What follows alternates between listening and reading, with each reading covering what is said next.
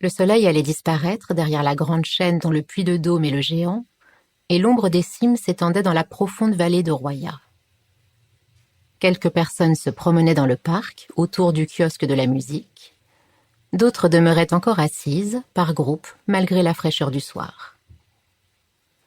Dans un de ces groupes, on causait avec animation, car il était question d'une grave affaire qui tourmentait beaucoup mesdames de Sarcagne, de Volacelle et de Bridois.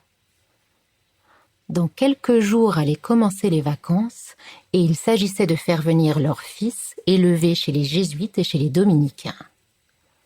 Or, ces dames n'avaient point envie d'entreprendre elles-mêmes le voyage pour ramener leurs descendants, et elles ne connaissaient justement personne qu'elles pussent charger de ce soin délicat.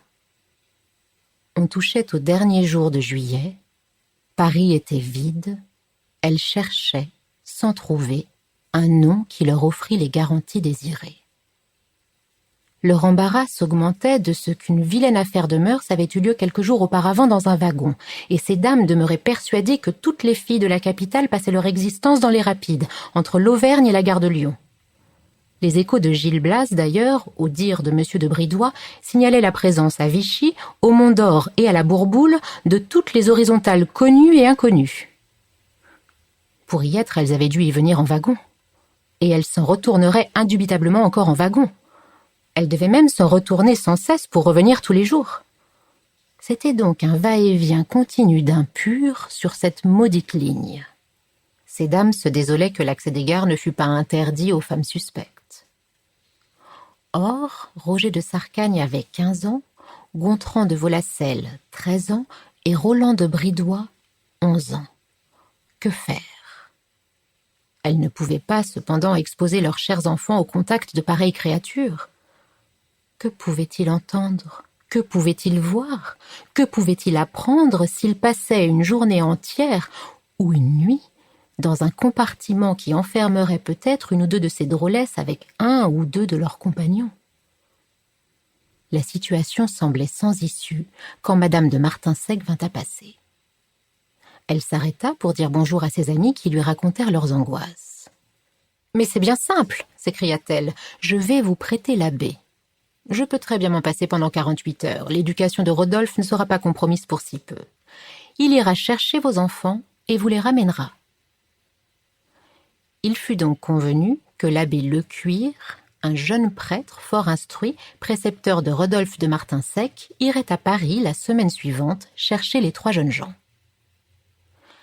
L'abbé partit donc le vendredi. Et il se trouvait à la gare de Lyon le dimanche matin pour prendre avec ses 3 gamins le rapide de 8 heures, le nouveau rapide direct organisé depuis quelques jours seulement sur la réclamation générale de tous les baigneurs de l'Auvergne. Il se promenait sur le quai de départ, suivi de ses collégiens comme une poule de ses poussins, et il cherchait un compartiment vide ou occupé par des gens d'aspect respectable, car il avait l'esprit hanté par toutes les recommandations minutieuses que lui avaient faites mesdames de Sarcagne, de Volacelle et de Bridois. Or, il aperçut tout à coup devant une portière un vieux monsieur et une vieille dame à cheveux blancs qui causaient avec une autre dame installée dans l'intérieur du wagon. Le vieux monsieur était officier de la Légion d'honneur, et ces gens avaient l'aspect le plus comme il faut. « Voici mon affaire, » pensa l'abbé. Et il fit monter les 3 élèves et les suivit. La vieille dame disait « Surtout soigne-toi bien, mon enfant. » La jeune répondit « Oh oui, maman, ne crains rien. Appelle le médecin aussitôt que tu te sentiras souffrante. Oui, oui, maman. Allons, adieu ma fille. Adieu, maman. » Il y eut une longue embrassade, puis un employé ferma les portières et le train se mit en route. Ils étaient seuls. L'abbé, ravi, se félicitait de son adresse, et il se mit à causer avec les jeunes gens qui lui étaient confiés. Il avait été convenu, le jour de son départ, que Madame de Martinsac l'autoriserait à donner des répétitions pendant toutes les vacances à ses 3 garçons, et il voulait sonder un peu l'intelligence et le caractère de ses nouveaux élèves. Roger de Sarcagne, le plus grand, était un de ces hauts collégiens poussés trop vite, maigres et pâles, et dont les articulations ne semblent pas tout à fait soudées. Il parlait lentement, d'une façon naïve. Gontran de Volacelle, au contraire, demeurait tout petit, trapu Et il était malin, sournois, mauvais et drôle. Il se moquait toujours de tout le monde, avait des mots de grande personne, des répliques à double sens qui inquiétaient ses parents. Le plus jeune, Roland de Bridois, ne paraissait montrer aucune aptitude pour rien. C'était une bonne petite bête qui ressemblerait à son papa. L'abbé les avait prévenus qu'ils seraient sous ses ordres pendant ces 2 mois d'été, et il leur fit un sermon bien senti sur leur devoir envers lui, sur la façon dont il entendait les gouverner et sur la méthode qu'il emploierait envers eux. C'était un abbé d'âme droite et simple, un peu phraseur et plein de système. Son discours fut interrompu par un profond soupir que poussa leur voisine. Il tourna la tête vers elle. Elle demeurait assise dans son coin, les yeux fixes, les joues un peu pâles. L'abbé revint à ses disciples. Le train roulait à toute vitesse, traversait des plaines, des bois, passait sous des ponts et sur des ponts, secouait de sa trépidation frémissante le chapelet de voyageurs enfermés dans les wagons. Gontran de Volacelle, maintenant, interrogeait l'abbé Lecuir sur Royat, sur les amusements du pays. Y avait-il une rivière? Pouvait-on pêcher? Aurait-il un cheval comme l'autre année? Etc. La jeune femme, tout à coup, jeta une sorte de cri, un « ah » de souffrance vite réprimé. Le prêtre, inquiet, lui demanda « Vous sentez-vous indisposée, madame ?» Elle répondit « Non, non, monsieur l'abbé, ce n'est rien. Une légère douleur, ce n'est rien. Je suis un peu malade depuis quelque temps et le mouvement du train me fatigue. » Sa figure était devenue livide, en effet. Il insista. « Si je puis quelque chose pour vous, madame... »« Oh, non, rien du tout, monsieur l'abbé. Je vous remercie. » Le prêtre reprit sa causerie avec ses élèves, les préparant à son enseignement et à sa direction. Les heures passaient. Le convoi s'arrêtait de temps en temps, puis repartait. La jeune femme, maintenant, paraissait dormir et elle ne bougeait plus, enfoncée en son coin. Bien que le jour fût plus qu'à moitié écoulé, elle n'avait encore rien mangé.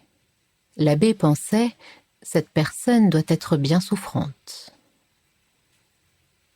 Il ne restait plus que 2 heures de route pour atteindre Clermont-Ferrand, quand la voyageuse se mit brusquement à gémir. Elle s'était laissée presque tomber de sa banquette et, appuyée sur les mains, les yeux hagards, les traits crispés, elle répétait « Oh mon Dieu! Oh mon Dieu !» L'abbé s'élança. « Madame, qu'avez-vous » Elle balbutia. Je crois que je vais accoucher. Et elle commença aussitôt à crier d'une effroyable façon. Elle poussait une longue clameur affolée qui semblait déchirer sa gorge au passage, une clameur aiguë, affreuse, dont l'intonation sinistre disait l'angoisse de son âme et la torture de son corps. Le pauvre prêtre éperdu, debout devant elle, ne savait que faire, que dire, que tenter, et il murmurait « Mon Dieu, si je savais, mon Dieu, si je savais !» Il était rouge jusqu'au blanc des yeux. Et ses 3 élèves regardaient avec stupeur cette femme étendue qui criait. Tout à coup, elle se tordit, élevant ses bras sur sa tête, et son flanc eut une secousse étrange, une convulsion qui la parcourut. L'abbé pensa qu'elle allait mourir devant lui, privée de secours et de soins par sa faute. Alors il dit d'une voix résolue « Je vais vous aider, madame. Je ne sais pas, mais je vous aiderai comme je pourrai. Je dois mon assistance à toute créature qui souffre. » Puis s'étant retourné vers les 3 gamins, il cria « Vous allez passer vos têtes à la portière. Et si l'un de vous se retourne, il me copiera 1000 vers de Virgile. » Il abaissa lui-même les 3 glaces, y plaça les 3 têtes, ramena contre le cou les rideaux bleus, et il répéta « Si vous faites seulement un mouvement, vous serez privé d'excursion pendant toutes les vacances. Et n'oubliez point que je ne pardonne jamais, moi. » Et il revint vers la jeune femme, en relevant les manches de sa soutane. Elle gémissait toujours, et par moments hurlait. L'abbé, la face cramoisie, l'assistait, l'exhortait, la réconfortait, et sans cesse, il levait les yeux vers les 3 gamins qui coulaient des regards furtifs, vite détournés vers la mystérieuse besogne accomplie par leur nouveau précepteur. « Monsieur de Volacelle, vous me copierez 20 fois le verbe désobéir !» criait-il. Monsieur de Bridois, vous serez privé de dessert pendant 1 mois. Soudain, la jeune femme cessa sa plainte persistante et presque aussitôt, un cri bizarre et léger qui ressemblait à un aboiement et à un miaulement fit retourner d'un seul élan les 3 collégiens persuadés qu'ils venaient d'entendre un chien nouveau-né. L'abbé tenait dans ses mains un petit enfant tout nu. Il le regardait avec des yeux effarés. Il semblait content et désolé, prêt à rire et prêt à pleurer. On l'aurait cru fou, tant sa figure exprimait de choses par le jeu rapide des yeux, des lèvres et des joues. Il déclara, comme s'il eût annoncé à ses élèves une grande nouvelle, « C'est un garçon. » Puis aussitôt, il reprit. « Monsieur de Sarcagne, passez-moi la bouteille d'eau qui est dans le filet. Bien, débouchez-la. Très bien, versez-moi quelques gouttes dans la main, seulement quelques gouttes.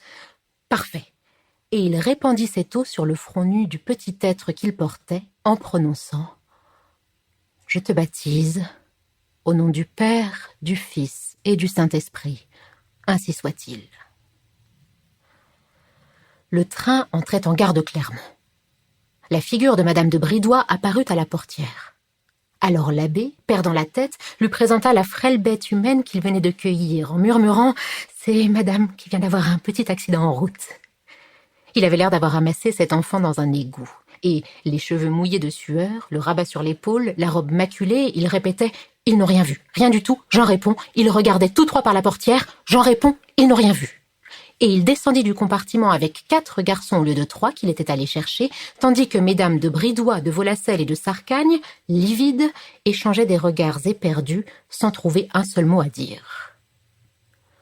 Le soir, les 3 familles dînaient ensemble pour fêter l'arrivée des collégiens, mais on ne parlait guère.